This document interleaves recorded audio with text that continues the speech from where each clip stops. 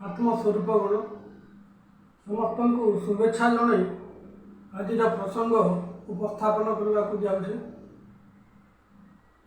थे पूर्णमी राति गोटे मांकड़ कुआ भीतर को देखला चक चक करुवा एक उज्जवल पदार्थ रही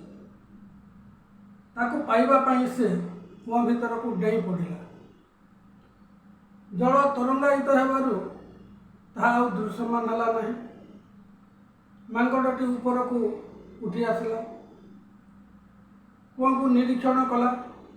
किछि समय पर पुणे सही उज्जवल पदार्थ तार दृश्यमान है।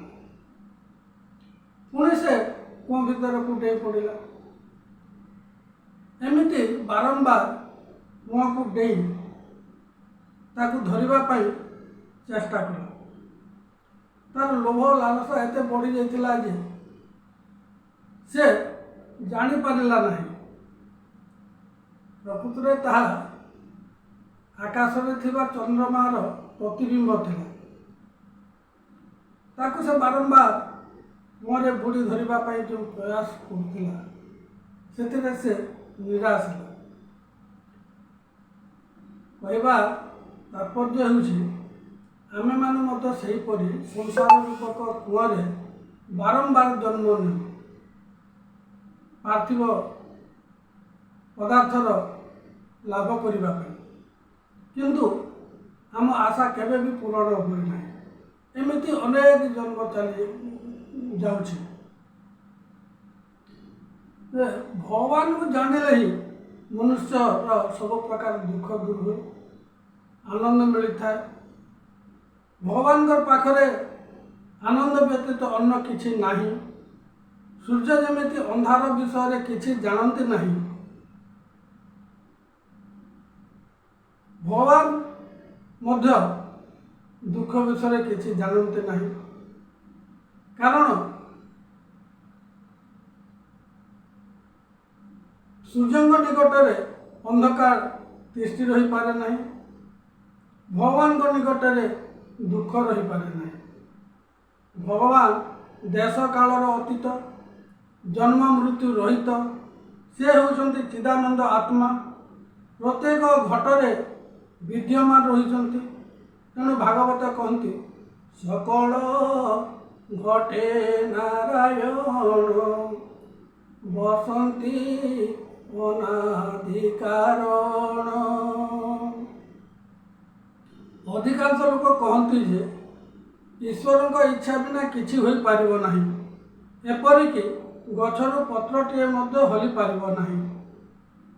सेमाने जुक्ति करती जे वेदवाक्य अनुसार ईश्वर को उच्चतम इंद्रिय मन बुद्धि मध्य ग्रहण करि पारंती नाही, किंतु से जहा उपरे कृपा करती सही भाग्यशाली जीवात्मा ताकू पूर्ण रूप से जानी पारंती एवं अदृश्य आत्मा को दर्शन करि पारंती। श्रीकृष्ण कहले अर्जुन तुम्हें ईश्वर कृपारे परम शांति एवं तांकर शाश्वत आनंदमय दिव्य धाम को प्राप्त हो पार। भागवत व्यासदेव कहते जुग जुग धरी परिश्रम करी मध्य ईश्वर को कहीं जानी पारंती नहीं, किंतु जहाँ उपरे ईश्वर कृपा हो जाए से ईश्वर को पूर्ण रूप से जानी पारंती। रामायण में तुलसीदास कहते सोई जानई जेहि देहु जनाई जान तो तुम ही है जाई। राम कृपा बिनु सुनु खगराई जानी न जाई राम प्रभुताई। ए प्रसंग रे सत्य साई बाबा कहती दिव्य शक्तिर सहायता बिना मनुष्य छोट कामना के मत करि पारिबो नाही। एणु सर्व सिद्धिक्रमे यह निश्चित होइछि जे ईश्वर कृपा बिना आमर दुख जीव नाही कि आनंद मध्य प्राप्त हेब नाही। लोके कहते श्रीकृष्ण जन्म होइतिले मृत्यु मध्य वर्ण करथिले, तेणु से आम परि जने साधारण मनुष्य थे। तांकु परमात्मा बा भगवान बोली काहेकि ग्रहण करिबा। ସେମାନେ ଜାଣିବା ଉଚିତ ଯେ ଭଗବାନ ଶ୍ରୀକୃଷ୍ଣ ସ୍ୱୟଂ ଆତ୍ମା ଥିଲେ, ପରମାତ୍ମା ଥିଲେ।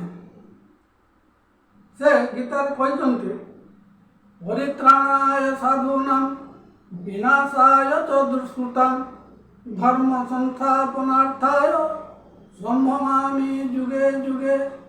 ସନ୍ଥ ଉଦ୍ଧାରଣ, ଦୁଷ୍କୃତି ନିବାରଣ, ଧର୍ମ ସଂସ୍ଥାପନ ତଥା ବିଶ୍ୱର କଲ୍ୟାଣ ନିମନ୍ତେ ଭଗବାନ ଅବତାର ଗ୍ରହଣ କରନ୍ତି। ରାମ କୁହନ୍ତୁ କି କୃଷ୍ଣ କୁହନ୍ତୁ, ସେହି ପରମାତ୍ମା ସଂସାରରେ ପ୍ରକଟ ହୋଇଥିଲେ। ତାଙ୍କର ଜନ୍ମ ନାହିଁ କି ମୃତ୍ୟୁ ନାହିଁ। ତାଙ୍କ ଶରୀର ଭୌତିକ ନଥିଲା କି ବିଚାରଧାରା ଲୌକିକ ନଥିଲା। ସେ ସର୍ବବ୍ୟାପୀ, ସର୍ବଶକ୍ତିମାନ, ସର୍ବସମର୍ଥ, ସର୍ବାନ୍ତର୍ଯାମୀ ଓ ସର୍ବଜ୍ଞ ଅଟନ୍ତି। ମନୁଷ୍ୟର ଚର୍ମଚକ୍ଷୁରେ ରକ୍ତ ମାଂସର ଶରୀର ପରି ଦେଖାଯାଉଥିଲେ ମଧ୍ୟ ତାହା ଚିନ୍ମୟ ଶରୀର ଥିଲା। ଦିବ୍ୟ ଦ୍ରଷ୍ଟାମାନେ ତାଙ୍କର ପ୍ରକୃତ ସ୍ୱରୂପକୁ ଦେଖିପାରିଥିଲେ। ଅନ୍ୟମାନଙ୍କ ପାଇଁ ପୋଷାକ ତିଆରି କରୁଥିବା ଦରଜୀ ତା ନିଜ ପାଇଁ ମଧ୍ୟ ପୋଷାକ ତିଆରି କରିପାରେ। ଅନ୍ୟମାନଙ୍କ ପାଇଁ ଶରୀର ସୃଷ୍ଟି କରୁଥିବା ଭଗବାନ ସେହିପରି ନିଜ ପାଇଁ ମଧ୍ୟ ଏକ ଶରୀର ତିଆରି କରିପାରନ୍ତି। ପ୍ରଧାନମନ୍ତ୍ରୀ ଇଚ୍ଛା କଲେ କାରାଗାରକୁ ଯାଇ ପାରନ୍ତି, ତଦାରଖ କରିପାରନ୍ତି ଏବଂ ସ୍ୱଇଚ୍ଛାରେ ଫେରି ଆସନ୍ତି। କିନ୍ତୁ ଜଣେ ଅପରାଧୀ ସେପରି କରିପାରିବ ନାହିଁ। ଠିକ୍ ସେମିତି କର୍ମବନ୍ଧରେ ପଡ଼ିଥିବା ଜୀବମାନଙ୍କର ସ୍ୱାଧୀନତା ନାହିଁ। କିନ୍ତୁ ଭଗବାନ ସ୍ୱଇଚ୍ଛାରେ ଅବତାର ଗ୍ରହଣ କରନ୍ତି। ସେ ନିଜର ଦିବ୍ୟ ସ୍ୱରୂପ ବିଷୟରେ ପୂର୍ଣ୍ଣ ସଚେତନ ରହି ସଂସାରରେ ଲୀଳା କରନ୍ତି। ଲୀଳା ମାଧ୍ୟମରେ ଭଗବାନ ରୂପାବୃଷ୍ଟି କରିଥାନ୍ତି।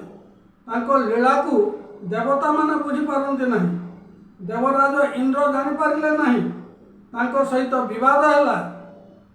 7 ଦିନ 7 ରାତି ଧରି ଘୋର ବୃଷ୍ଟି କଲେ। ଭଗବାନ ଶ୍ରୀକୃଷ୍ଣ ଗୋବର୍ଦ୍ଧନଗିରିକୁ ଧାରଣ କରି ଗୋରୁଗୋପାଳଙ୍କୁ ସୁରକ୍ଷା ଦେଲେ। ଇନ୍ଦ୍ରଙ୍କର ଅହଙ୍କାର ଚୂର୍ଣ୍ଣ ହେଲା। ପରିଶେଷରେ କୃଷ୍ଣଙ୍କ ଶରଣରେ ଆସିଲେ। ସୃଷ୍ଟିକର୍ତ୍ତା ବ୍ରହ୍ମା ମଧ୍ୟ କୃଷ୍ଣଙ୍କର ଲୀଳାକୁ ବୁଝିପାରିଲେ ନାହିଁ। ଭଗବାନ ଗୋପାଳ ବାଳକ ମେଳରେ କ୍ରୀଡ଼ାରତ ଥିଲେ। ସାଙ୍ଗସାଥୀଙ୍କ ଉଚ୍ଛିଷ୍ଟ ଭକ୍ଷଣ କରୁଥିଲେ। ନିଜେ ଘୋଡ଼ା ସାଜି ସାଥୀଙ୍କୁ ପିଠିରେ ବସାଉଥିଲେ। କାନ ଧରି ଉଠବସ ହେଉଥିଲେ।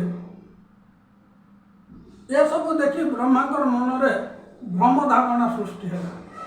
ସେ ଭଗବାନଙ୍କୁ ପରୀକ୍ଷା କରିବା ପାଇଁ ତାଙ୍କ ଅଜାଣତରେ ସମସ୍ତ ଗୋରୁ ଗୋପାଳଙ୍କୁ କମଣ୍ଡଳରେ ଭର୍ତ୍ତି କରି ଚୋରାଇ ନେଲେ। ପରେ ଦେଖିବାକୁ ପାଇଲେ ଯେଉଁ ସବୁ ଗୋରୁ ଗୋପାଳଙ୍କୁ ସେ ହରଣ କରି ଆଣିଛନ୍ତି, ସେହି ଗୋରୁ ଗୋପାଳମାନେ ହିଁ ଭଗବାନଙ୍କ ସହିତ ଖେଳୁଛନ୍ତି। ଏଣେ କମଣ୍ଡଳ ଭିତରେ ଅଛନ୍ତି, ତେଣେ ଭଗବାନଙ୍କ ସହିତ କ୍ରୀଡ଼ାରତ। ଏହା ଦେଖି ବୁଝିପାରିଲେ। ପରୀକ୍ଷା କରିବା ବିଚାର ଛାଡ଼ିଦେଲେ। କ୍ଷମା ପ୍ରାର୍ଥନା କଲେ।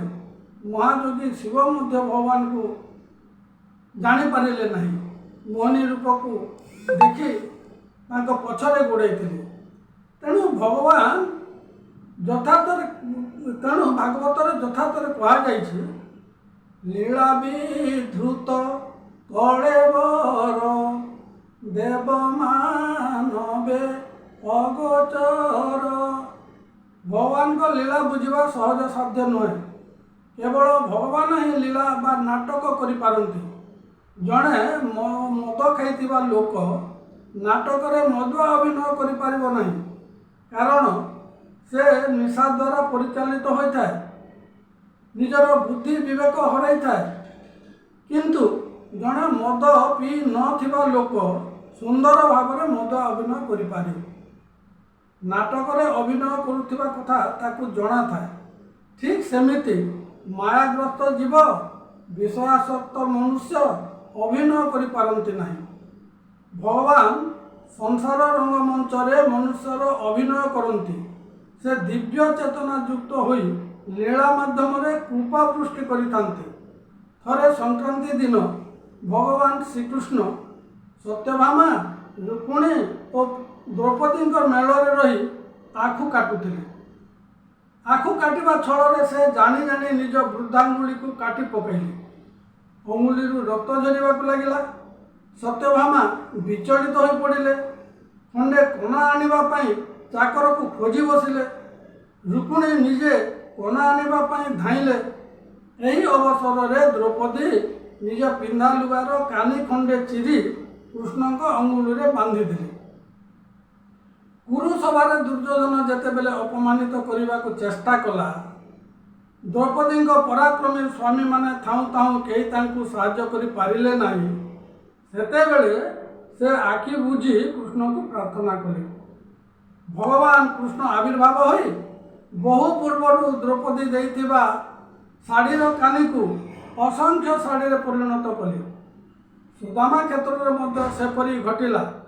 କିଛି ହୃଦବୁଝା ବଦଳରେ ପାଇଲେ ଅକଥନୀୟ ଧନ ସମ୍ପତ୍ତି।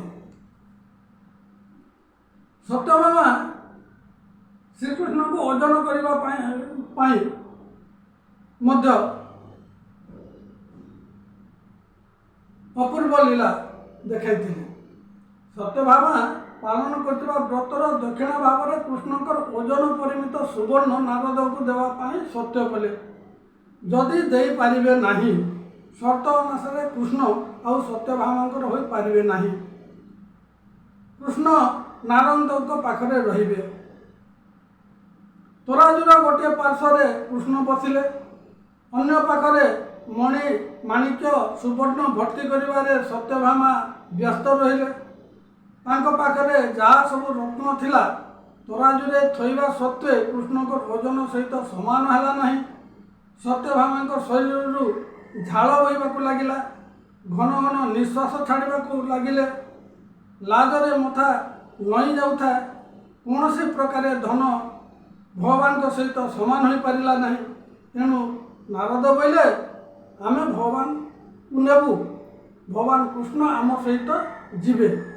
ସତ୍ୟଭାମାଙ୍କର ଏପରି ଦୁର୍ଦ୍ଦଶାକୁ ଦେଖି ରୁକ୍ମିଣୀ ସେହି ସ୍ଥାନକୁ ଆସିଲେ।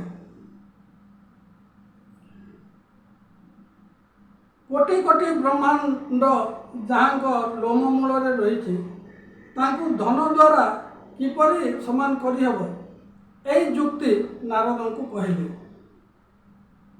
ଭଗବାନଙ୍କ ନାମ ହିଁ ଭଗବାନଙ୍କ ସହିତ ସମାନ ହୋଇପାରିବ। କିନ୍ତୁ ନାରଦ ତାକୁ ଗ୍ରହଣ କଲେ ନାହିଁ। ସେ ମଧ୍ୟ ଯୁକ୍ତି ଦେଖାଇଲେ ଯେ ନାମ ଅଦୃଶ୍ୟ ଅଟେ, ତେଣୁ ଦୃଶ୍ୟ ପଦାର୍ଥ ତୁମେ ପଲାରେ ଥୋଇ କୃଷ୍ଣଙ୍କ ସହିତ ସମାନ କର। ଦ୍ରୌପଦୀ ସଙ୍ଗେ ସଙ୍ଗେ ଗୋଟିଏ ତୁଳସୀ ପତ୍ର ଆଣି ରୁକ୍ମିଣୀ ସଙ୍ଗେ ସଙ୍ଗେ ଗୋଟିଏ ତୁଳସୀ ପତ୍ର ଆଣି ଭଗବାନ ଶ୍ରୀକୃଷ୍ଣଙ୍କ ନାମ ଉଚ୍ଚାରଣ କରି ରଖିଦେଲେ। ତୁଳସୀ ପତ୍ର ତଳାରେ ରଖିବା ମାତ୍ରକେ କୃଷ୍ଣଙ୍କର ଓଜନ ସହିତ ସମାନ ହେଲା। ତେଣୁ ନାମ ଭାଗବତରେ କୁହାଯାଇଛି, ଶ୍ରୀକୃଷ୍ଣ ଓଜନ ସଙ୍ଗେ ହୋଇଲା ସମାନ, ନାମ ନାମୀ ଏକ ଏହା ପୁରାଣ ଆଖ୍ୟାନ। ରୁକ୍ମିଣୀ ଗୋଟିଏ ତୁଳସୀ ପତ୍ର ଧାରଣ କରି ଭଗବାନଙ୍କ ନାମ ଉଚ୍ଚାରଣ କରି ତରାଜୁରେ ଥୋଇଦେବାରୁ କୃଷ୍ଣଙ୍କର ଓଜନ ସହିତ ସମାନ ହେଲା। ସତ୍ୟଭାମାଙ୍କ ଅହଙ୍କାର ଚୂର୍ଣ୍ଣ ହେଲା। ରୁକ୍ମିଣୀଙ୍କର ଭକ୍ତି ଭାବ ପ୍ରକାଶିତ ହେଲା। ଏହା ମଧ୍ୟ ଭଗବାନଙ୍କର ଗୋଟିଏ ନାଟକ ଥିଲା। ଏମିତି କହି ବସିଲେ ତାଙ୍କ ଲୀଳା ସରିବ ନାହିଁ। ଭଗବାନଙ୍କର ରାମ କୁହନ୍ତୁ କି କୃଷ୍ଣ କୁହନ୍ତୁ, ସେ ସମସ୍ତଙ୍କ ଶରୀରରେ ଆତ୍ମା ରୂପରେ ବିଦ୍ୟମାନ ଅଛନ୍ତି। ସେ ଆମର ଚିରନ୍ତନ ସାଥୀ, ଚିରନ୍ତନ ବନ୍ଧୁ। ସେ ହେଉଛନ୍ତି ଆମର ଅନ୍ତିମ ଲକ୍ଷ୍ୟ। ସେହି ଈଶ୍ୱର ପ୍ରାପ୍ତି ବା ଆତ୍ମଦର୍ଶନର ମାର୍ଗ ପରବର୍ତ୍ତୀ ଅଧ୍ୟାୟରେ ବର୍ଣ୍ଣିତ ହୋଇଛି।